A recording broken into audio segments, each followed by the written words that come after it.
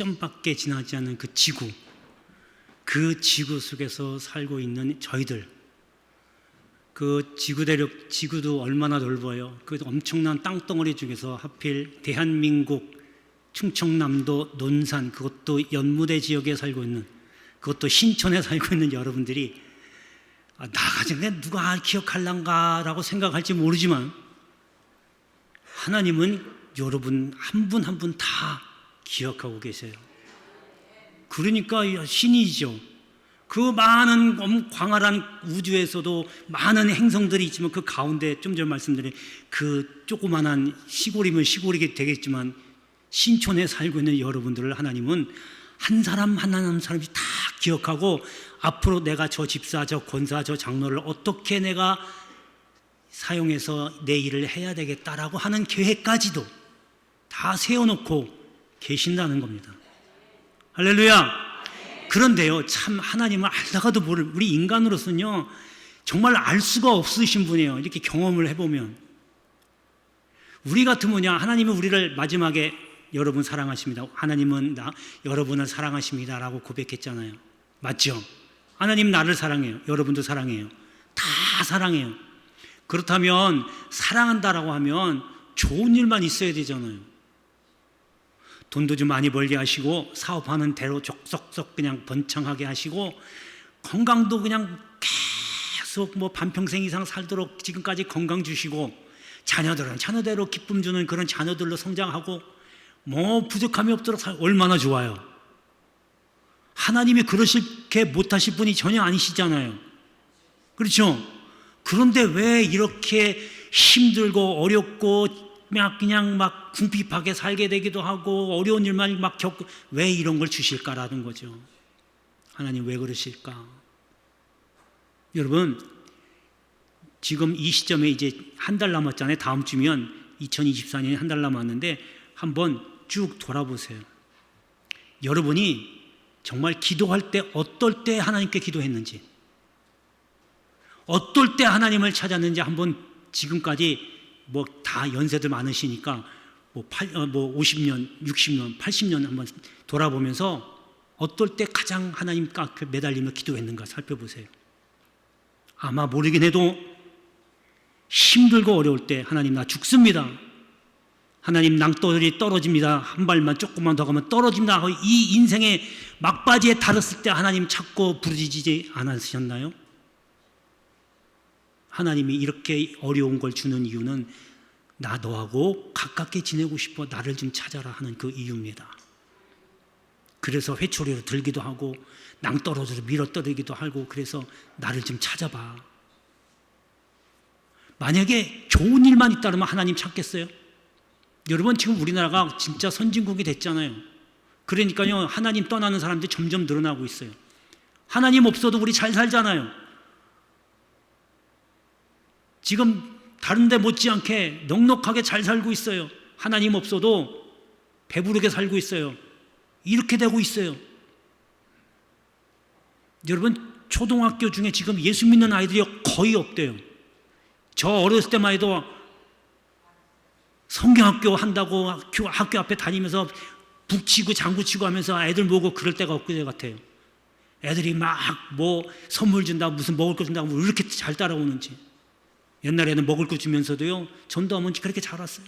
아이들이 너무 많았어요. 얼마나 많았는지 심지어는 어떤 잡지사에서 앞으로 이대로 가다간 인구 폭발이 일어난다고, 살 데가 없다고 그럴 정도까지 나왔어요 기사가. 근데 지금은 통통 비었어요. 서울에도 대전에도 학교가 문을 닫는 학교가 늘어나기 시작하고 초등학생들이 부모님들이 아이들에게 신앙교육을 안 가르치니까 교회를 안 나가니까 아이들에게도 예수를 이야기할 수가 없게 된 거예요.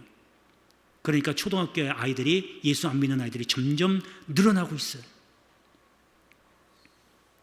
여러분 이게 현실이에요. 그런데 분명한 거는 오히려 그네들은요 잘 나가고 형통할지라도 예수 믿는 사람들에게는요 더욱더 힘들고 어려운 일들이 있을 수 있어요. 여러분 이게 바로 하나님이 여러분들에게 관심을 갖고 사랑하고 있다는 증거입니다. 나는 고통받는 거 하나도 없다.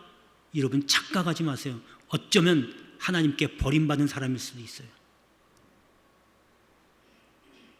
여러분 우리는 천국 가야 되잖아요. 우리 최종 목적지 천국입니다. 여러분 여기서 집 40평 60평 늘려가면서 평생 살 것 같아요? 하나님 불러가면 그거 다 어떡할 건데요? 다 놓고 가야 돼요. 뭐가 아쉬워요? 그러니까 우리 최종 목적지는 여기서 잘 먹고 잘 살고 외제차 끌고 다니고 40평 60평짜리 아파트 집에서 사는 게 아니라 천국 가기 위해서 살아야 된다는 걸 꼭 명심하십시오. 그런데요, 천국은요 아무나 가는 게 아니죠. 여러분처럼 예수 믿고 거듭나야 돼요. 예수 믿는 거 하나로도 부족해요. 예수 믿고, 물론 거듭나기 위해서는 예수 믿어야 거듭날 수밖에 없지만 예수 믿고 거듭나지 않은 사람들 얼마나 많아요. 그냥 예수만 믿으면 천국 간대요. 왜 중간은 다 생략해버린지 모르겠어요. 분명히 성경에도 거듭나야 아버지나 아버지께로 들어올 수 있다고 주님 분명히 못을 박았는데 그거는 생략해버리고 그저 사람들 수만 늘리는데 바빠가지고 그냥 예수 믿으면 천국 가니까 교회로 오세요. 이제는 정확하게 말씀드려야 돼요. 예수 믿고 거듭나야 돼요. 거듭난다는 얘기는 무슨 얘기냐면 변화된다는 거예요. 변화된다는 건 달라져야 된다는 얘기인데 달라진다는 것은 내가 달라지기 전에 나의 모습, 달라진 후에 나의 모습이 있다는 거예요. 그런데 이게 거듭나는 건 변화인데 이게 외적인 변화가 아니고 내적인 변화입니다. 사람은 외모를 보지만 하나님을 어딜 보신다고요? 중심을 보신대요. 이게 바로 내적인 변화입니다. 아무리 1,000원짜리 옷을 입고 다니다가 1,000만원짜리 옷을 입고 다닌다가 야, 너 천국 가라. 전혀 그거 아닙니다. 단칸방에서 살다가 방 4개, 5개짜리 60평, 70평짜리 아파트에서 살게 됐다. 야, 너 천국 아닙니다. 하나님은 중심을 보십니다. 그래서 내적인 변화가 필요합니다. 내적인 변화가 필요한데 이게 금방 하루아침에 이루어지는 게 아니에요. 어느 날 눈 딱 떠보니까 나 변했네. 여러분 그런 사람 단 한 명도 없어요. 사도 바울처럼 특별한 경우는 있겠지만 거의 99%는 여러분 변화되는 과정이 있어요. 내가 전에 나의 모습, 옛사람의 모습이 이것서 서서히 바뀌어가면서 지금 현재 나의 모습으로 바뀌어가는 겁니다. 여러분 이제 한번 인생을 한번 돌아보세요. 내가 나의 걸어온 길, 지금 제목에는 역정이라고 그래 되어 있잖아요. 역정이 화를 낸다는 그런 뜻이 아니라 지금까지 내가 걸어온 경로를 역정이라고 합니다. 여러분 그래서 그 과정들이 있어요. 그 과정이 지금 내가 어느 과정을 거치고 있는지 한번 살펴보시길 바랍니다. 오늘 성경 본문에는 거라사인이 등장합니다. 어지간히 계신 분들은 다 그 내용을 아실 거예요. 거라사인은 나중에 하나님이 쓰시는 일꾼이 됩니다. 기가 막힐 일 아니에요? 완전히 미친 사람이었어요.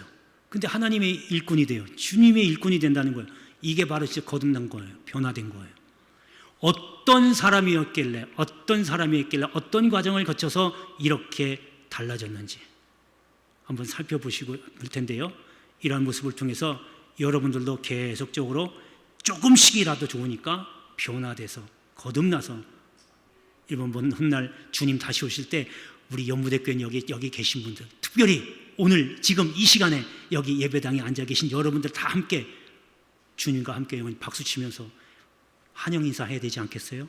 할렐루야, 할렐루야. 자, 그럼 오늘 말씀을 통해서 한번 어떤 사람이었는지 한번 살펴보겠습니다.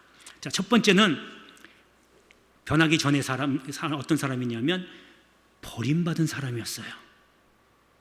왜 버림받았냐 했더니 그 첫 번째가 타락해서 버림받았습니다. 여러분 타락이라는 건요 죄를 짓고 죄에 빠지는 건데요, 죄를 한두 번 짓는다고 해서 거기에 죄에 빠졌다라고 하는 이야기는 안 해요. 근데 습관적으로 죄 짓는 사람들이 있어요. 눈만 뜨면 거짓말하고, 눈만 뜨면 화내고, 눈만 뜨면 시기 질투 교만이 쌓여가지고 계속적으로 반복되는 사람들, 이 죄에 빠진 거예요. 이걸 우리 타락이라고 하거든요. 근데 이 죄에 빠졌다는 건, 죄는 곧 뭐냐면 마귀예요.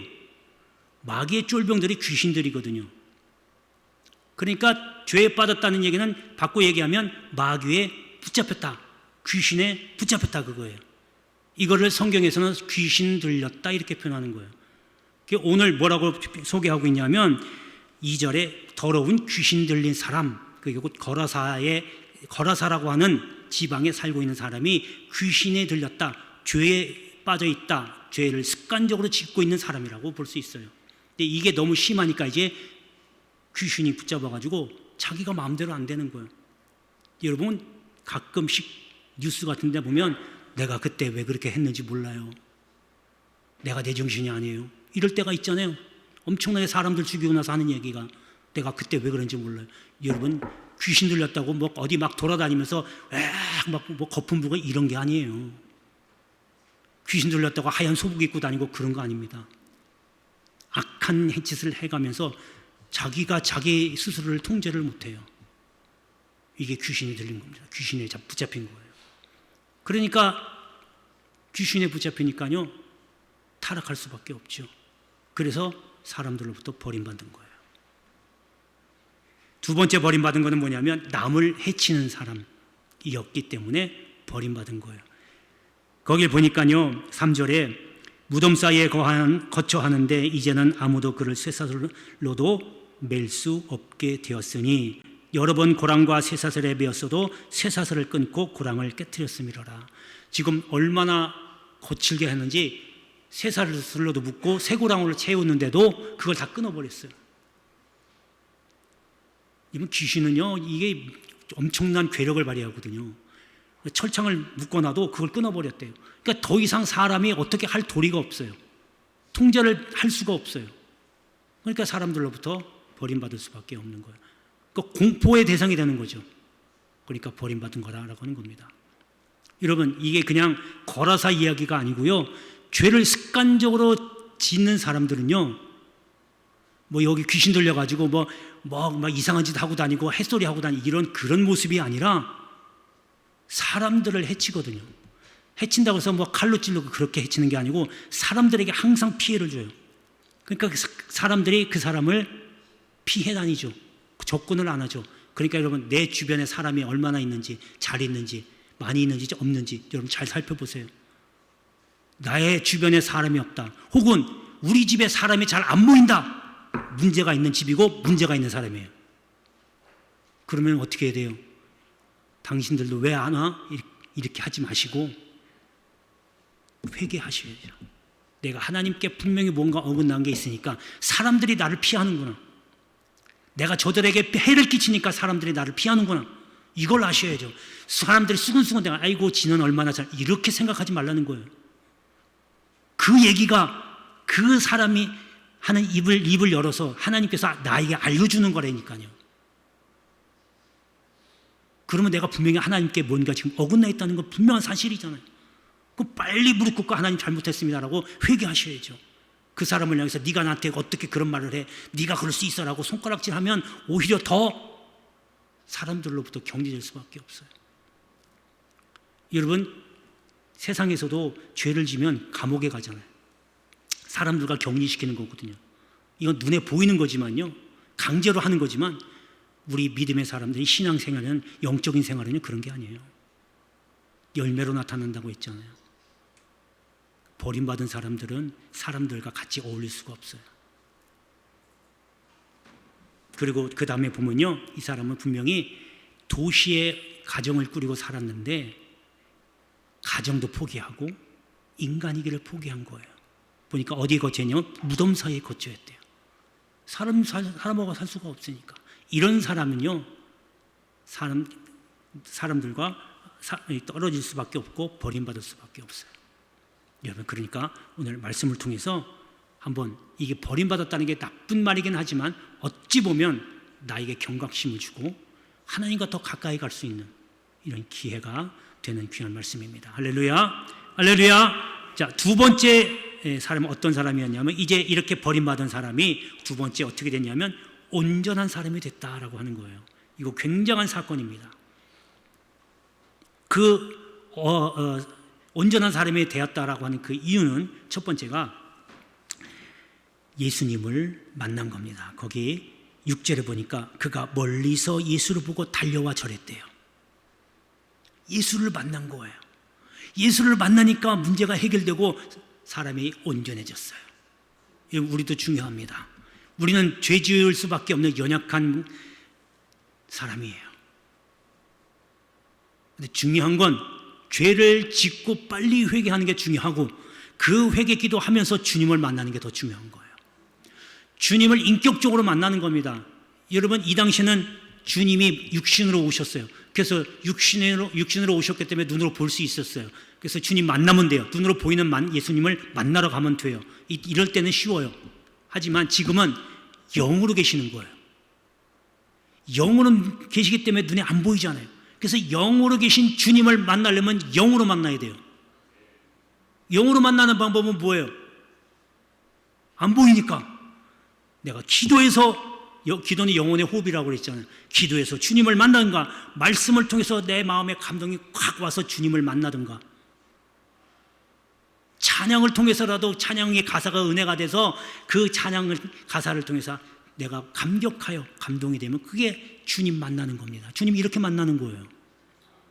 말씀을 들어도 막막하고 찬양을 해도 그러니까 여러분, 찬양할 때 그냥 입 딱 꾹 다물고 속으로 하지 마시고 입술을 벌려서 찬양하란 말이에요. 여러분, 찬양하다가 주님 만날런지 어떻게 알아요? 찬송가 부르다가. 여러분, 예수를 만나니까 이 거러사이는 지금 온전해졌다. 그리고 뭐예요? 그 다음에 중요한 게 부르짖었대요. 예수님 만나는 것도 좋지만 그 다음에는 부르짖어야 돼요. 기도해야 돼요. 많은 방법들이 있지만 하나님께서 가장 만나주기 쉬운 방법이 기도입니다.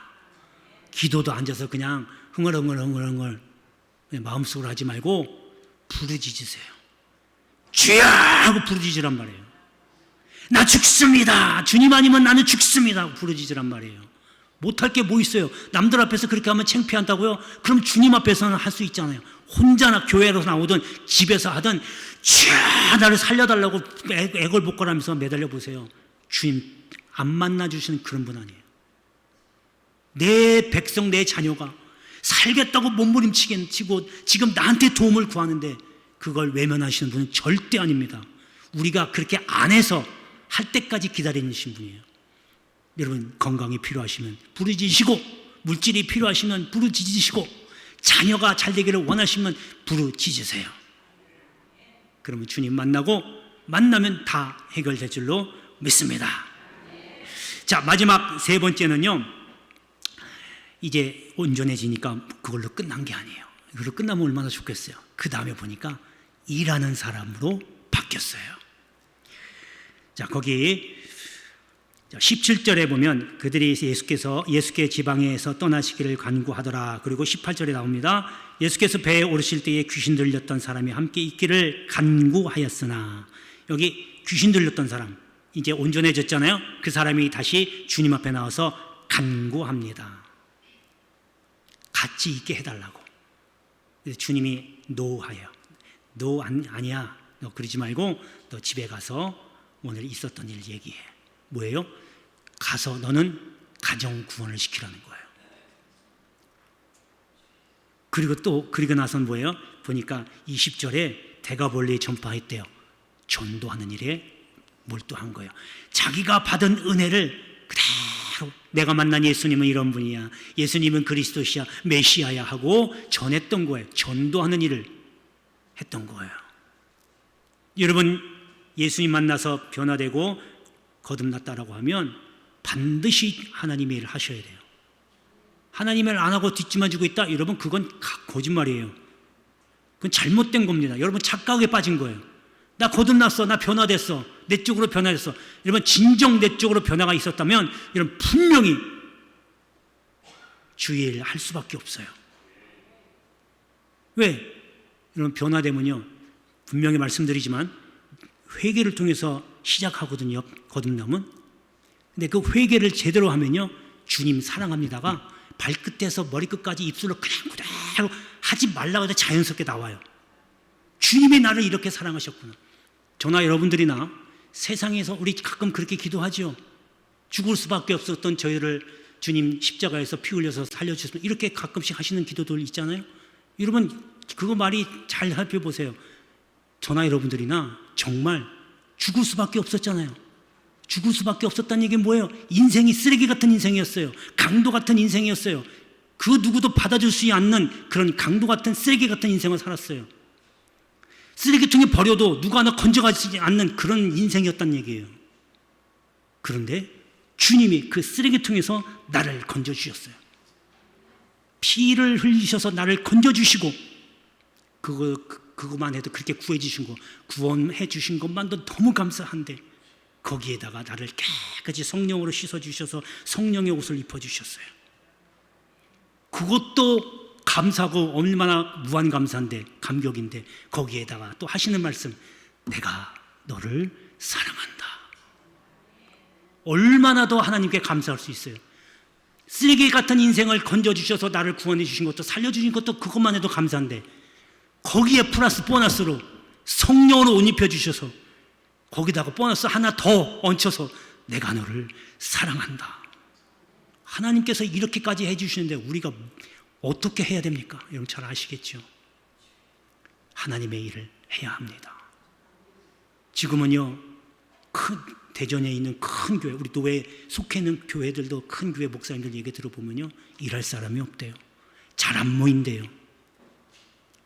김장 때 가보면요, 그 윤현신 원사님 아드님 그 교회 한번 집회가 있어서 가본 적이 있는데 그때가 김장철을 김장하고 있었어요. 몇 폭이나 아십니까? 물어봤더니 한 400폭이 한대요. 교인이 많네요. 그랬더니 아니에요. 왜요? 그래도 일할 사람이 없대요. 안 한대요. 그때가 수년 전인데 지금은 더하죠. 큰 교회도 사람이 없어 일을 못하고 모이지를 않는데요. 교인의 숫자가 중요한 게 아니고 숫자가 몇 명이라도 모이는 데 힘쓰셔야 돼요. 주님은 모여서 교제하는 걸 기뻐하십니다. 그러니까 여러분 원래도 자주 가지시고 원래만 그냥 형식적으로 하지 마시고 모여서 함께 교제하고 어디 식사라도 같이 나가시고 같이 어울리세요. 주의 이름으로 그렇게 하는 말이에요. 그게 주의 일입니다. 어르신들은 나는 힘이 없어서 못 가. 여러분 뒤에서 기도해 주시고 또 교회 와서 함께 어울리는 것도 이것도 일입니다. 힘 있으신 분들, 젊으신 분들은 교회 청소도 담당하고 또 봉사도 하시고 이렇게 하시는 거예요. 자기 영역에 맞게. 이렇게 하면 거듭났다라고 하는 것을 알 수 있어요. 물론 거듭나면 반드시 주의를 하기도 하겠지만 주의를 한다고 반드시 또 거듭난 건 아니에요. 거듭나야 반드시 봉사하게 돼 있다는 겁니다. 여러분 우리 천국을 바라보는 그날, 또 천국에 임하는 그날까지 오늘 말씀처럼 그 경로를 따라서 변화받고 거듭나는 저와 여러분 되시기를 주의 이름으로 축복합니다.